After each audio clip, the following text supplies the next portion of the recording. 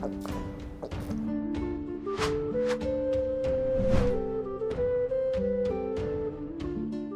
moin, hallo und herzlich willkommen zu einem neuen Video hier auf meinem Kanal. Heute gibt es wieder eine Runde Shakes and Fidget.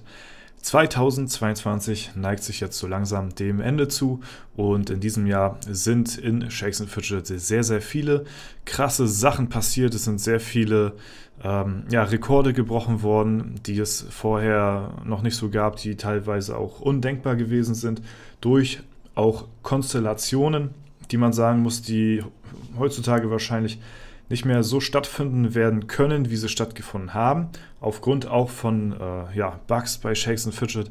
Ich erinnere nur an den W60 Serverstart, der aber als Ausgleich-Events zum schlechten Serverstart mit noch mehr Events das ausgeglichen hat, wodurch in Kombination mit dem Black Friday Event plus Elevator Rekorde gebrochen worden sind, die wahrscheinlich so gar nicht mehr machbar sind.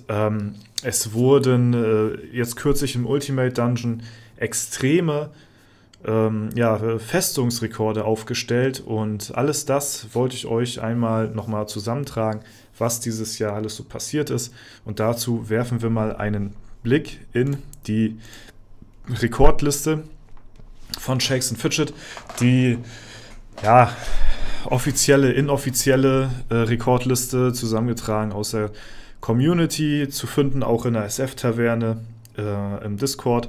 Und hier sind viele Sachen dieses Jahr passiert. Es sind nicht alle Rekorde 2022 hier passiert, es sind auch ein paar von einem Jahr vielleicht davor oder so, aber die meisten sind dieses Jahr gebrochen worden und das wollte ich euch einfach mal zeigen und mal so durchgehen, damit ihr gebündelt einen Überblick bekommt, was eigentlich alles so passiert ist und wo gerade der Stand der Dinge ist.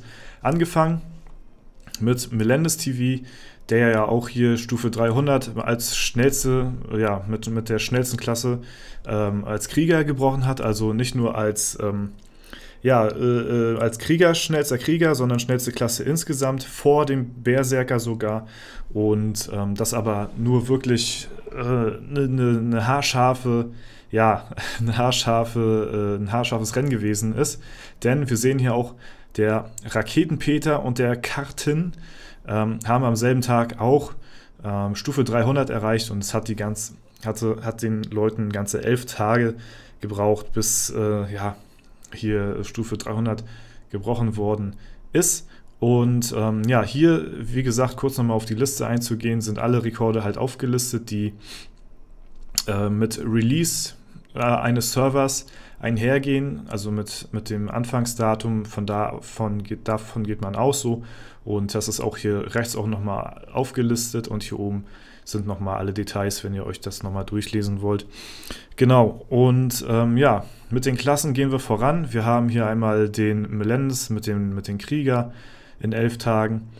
Dann haben wir hier einmal mit Level 300 als Scout haben wir hier den Uwe am Start. Ja, und hier unten sehen wir zum Beispiel auch den Assassin, den Karten, und hier einmal den Raketenpeter mit Bersi, die auch beide 11 Tage gebraucht haben auf W60 halt. Ja, die Server seht ihr hier an der Seite. 22 Tage ist der aktuelle Mage-Rekord mit Stufe 300, und so geht das dann hier halt auch noch weiter. Demon Hunter Stufe 300 liegt momentan bei 15 Tagen. Dann haben wir den Druiden mit 22 Tagen von Turor. Wie gesagt, diese ganzen Rekorde mit den 11 Tagen, das sind wirklich Konstellationen, die so entstanden sind, halt eben durch gewisse Zusammenspiele, wie die es wahrscheinlich nicht nochmal so möglich machen werden, jetzt zum Beispiel auf EU1, solche Rekorde nochmal zu brechen. Dazu haben wir ja auch ein Video gemacht vor nicht allzu langer Zeit mit Melendez zusammen, wo wir das Ganze auch nochmal erläutert haben. Ja, mit dem Bart haben wir hier 12 Tage, und dann beginnen auch schon die Rekorde mit Stufe 400. Ja, hier haben wir einmal mit Stufe 400 der schnellste Stufe 400er überhaupt, egal mit welcher Klasse. Das liegt momentan bei 115 Tagen auf W58 von Fake Koka. Dann haben wir hier einmal mit dem Krieger, da sehen wir schon, das braucht schon ein bisschen länger. Mit 166 Tagen Fear of God haben wir hier, dann den Scout mit 163 mit Flacco. Mage haben wir hier einmal mit 178 Tagen Assassine mit 160, auch alle Stufe 400 natürlich, Battle Mage 186, ja, und hier einmal der BRC mit 142, ne, und so weiter. Und hier gehen wir auch noch weiter runter.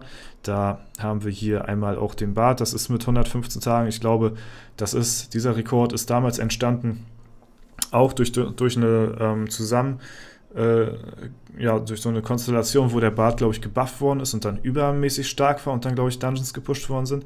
Da bin ich mir jetzt aber nicht ganz sicher. Da könnt ihr mich auch gerne in den Kommentaren korrigieren, aber ich glaube, das war so gewesen. Ich brauche hier meinen Background, sonst geht das nicht. So, ja, dann machen wir weiter. Dann kommen wir zu den 500ern und dann, das sind jetzt nicht nur Level-Rekorde, hier unten seht ihr bereits schon, kommen auch noch andere Rekorde, die aufgestellt worden sind. Da haben wir hier einmal Stufe 500 mit, egal welcher Klasse, 623 Tagen von Da Silva Player, ja. Auch stark auf jeden Fall. Mal schauen, wie die neuen Rekorde aussehen werden, wenn die jetzig aufgestellten noch weiter pushen. Dann werden die bestimmt früher oder später auch eingestellt werden. Und hier sieht man schon, es dauert, vor allen Dingen jetzt gerade beim Mage haben wir hier einen aufgelistet mit 708 Tagen zum Beispiel. Ja, die hier auch die Rekorde gebrochen haben. Ne? Ich bin gespannt, was da noch so passieren wird in nächster Zeit. Ja, dann kommen wir mal einmal zu anderen Rekorden und das sind zum Beispiel Rekorde aus der Festung. Da haben wir zum Beispiel die Ritterhalle, Stufe 15, in 11 Tagen erreicht worden auf S41. Ja, hier ist sogar noch der Trading-Partner hier noch mit verlinkt. Ja, mit Stufe 20 haben wir hier einmal in 25 Tagen. Dann Fortress, also Festung, auf Stufe 20, auch in 25 Tagen erreicht. Und jetzt kommen die richtigen Banger hier, was jetzt kürzlich auch gerade passiert ist auf W60. Darüber hatte ich auch berichtet gehabt. Ich hatte ja gesagt, ey, da hat jemand Mine in 30 Tagen oder so geschafft. Und also Mine Stufe 100 in 30 Tagen zu erreichen. Und da ist sogar noch ein bisschen was hinterhergezogen. Da haben wir hier einmal die Mine Stufe 20 in 29 Tagen. Ja, das ist aufgestellt worden hier. Also das ist erstmal schon krass. Dann, was aber viel heftiger ist, innerhalb von einem Tag hat hier der Apo, ja, der allerechte hoppelnde Hase, hier auch Stufe 100 erreicht. Innerhalb von ein paar Stunden wirklich die Mine von 20 auf 100 durchgezogen. Ja, da brennt die Insolvenz aber auf jeden Fall. Da reicht vielleicht auch keine 6 oder 7 Firma aus. Ja? Und was dann auch noch viel, viel krasser ist, einen Tag später hat er auch noch die komplette Festung auf Maximum. Alles ausgebaut. Am 31. Tag. Da wurde aber auf jeden Fall der Ultimate Legendary Dungeon aber ziemlich gemolken. Also das ist wirklich schon, das ist absolut krank. Ja, in so kurzer Zeit so viele Rekorde und wirklich heftig. Ganz, ganz, ganz, ganz krass. Ja. Dann geht es ja noch weiter mit der Unterwelt. Ja, das ist das Herz auf Stufe 15 in 19 Tagen. Dämonenportal gefinisht in Solo-Variante in 90. Dann einmal haben wir hier das Dämonenportal in der Gilde gefinisht in 130 Tagen, ja, von Why So Serious. Dann gibt es hier verschiedene Jack the Hammer Rekorde. Neue Leute werden sich vielleicht fragen, warum gerade Jack the Hammer. Das war damals der letzte Dungeon-Gegner, glaube ich, gewesen in der Lichtwelt. Jack the Hammer, und da wurden sich früher, glaube ich, die Rekorde irgendwie sind danach gerichtet. So war es, glaube ich, gewesen, ne? Und ja, hier auch einmal in 8 Tagen erledigt worden, also auch extrem, extrem krass. Hier sind die verschiedenen Jack the Hammer Rekorde aufgestellt. Ne? Könnt ihr euch sehr gerne auch hier nochmal alles durchlesen. Und hier zum Beispiel geht es auch weiter mit dem Wirbelwind gefinisht. Da gibt es auch Rekorde, also es wird alles festgehalten. Egal mit welcher Klasse, in 92 Tagen.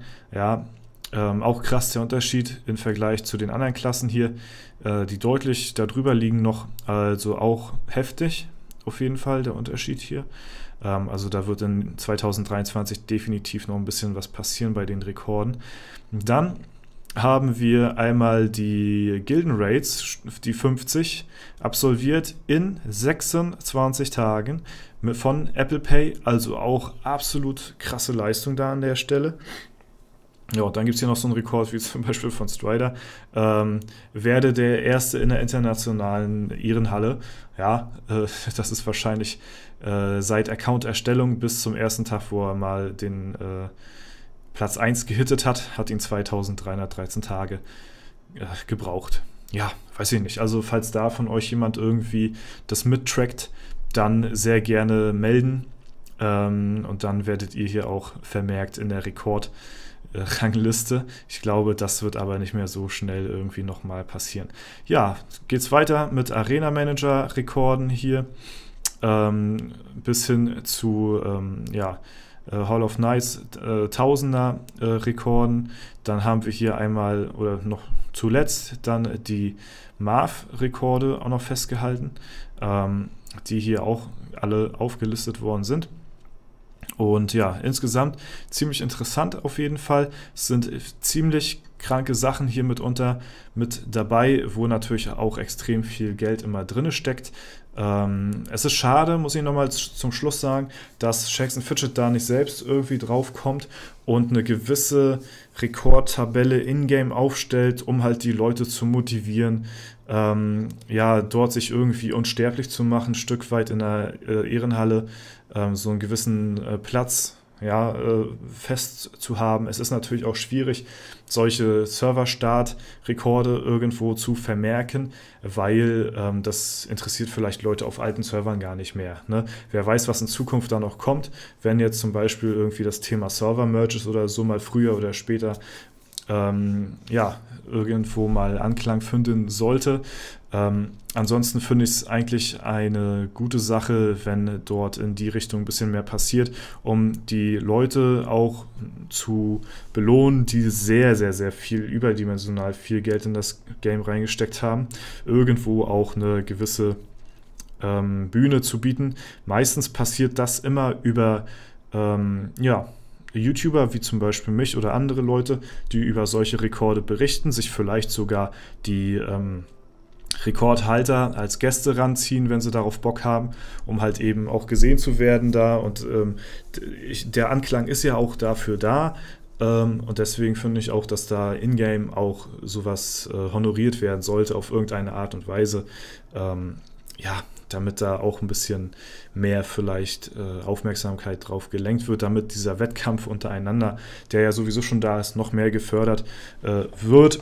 Ne? Kann man natürlich, gibt es bestimmt auch Leute, die dagegen argumentieren mit solchen Rekordlisten, aber genau solche Rekorde kann man halt auch Free-to-Play vielleicht hinlegen und das dort auch anmerken. Ne? Also es müssen nicht nur diese Pilzer-Rekorde sein, sondern auch Free-to-Play-Erfolge kann man natürlich auch feiern und auch dort vermerken, ne? Also dass da auch beide Parteien auch wieder irgendwo bedient sind.